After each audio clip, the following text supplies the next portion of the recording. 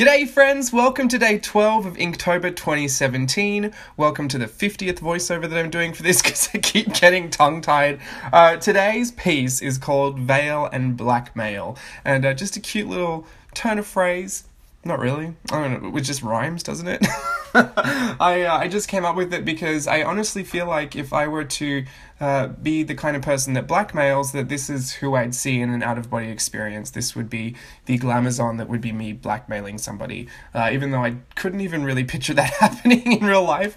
But yeah, so this is my interpretation of what blackmail really looks like to me. Just super glamorous, but also a little sinister. So, to be honest, I just wanted to do some more fashion illustration because I've been loving it. I've been loving Inktober for getting away with just doing all the things that I want to do. Not that I don't often do that, but a lot of the times when I'm making new content or making sure that I'm teaching something the right way, I've got to do it in a way that is a little more structured and a little more carefully thought out. I think Inktober's really made me feel better about just sitting down and doing whatever I want to do sometimes, which can kind of get away from you when you're trying to, teach or do something specific. So I'm very much appreciating it for that reason. And this one, I think all I really used was that platinum carbon ink fountain pen. I've got my Japanese calligraphy brush back out, and I'm just going in with a little bit of grey here and then the black. I don't even dilute that black, I don't think. Maybe the brush is a bit wet, but I still get that dry brush effect down the bottom. You see that there? I'm just going very loose.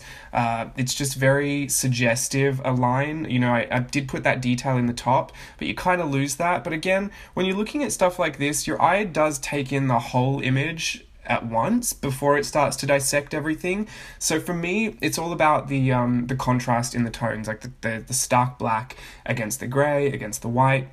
I think that kind of is what tells the story of your piece and kind of helps people lay their eyes on something and kind of make sense of it. So even though that top didn't end up looking the way that I drew it, now it's kind of open for interpretation. So I'm encouraging you that if you're feeling a little restricted or you're really upset with things that maybe you've accidentally covered up, just kind of go with it and see if maybe leaving it a little more open to suggestion is something that you enjoy too, because not everything is lost, and you can pretty much save most things. I'll say most things. You can't really save everything. And especially, if you're starting to feel really discouraged, I would encourage you just to start again, grab a fresh sheet of paper and do that, because I definitely need to do that sometimes.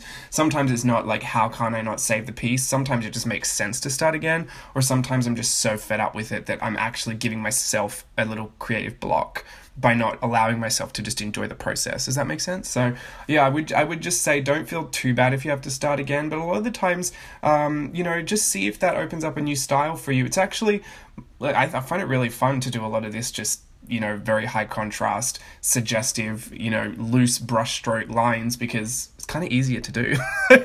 You do it kind of quick, so you get your work done a lot faster. So I don't know. It's obviously not a style that I do all the time, but it is something that I really like to play with.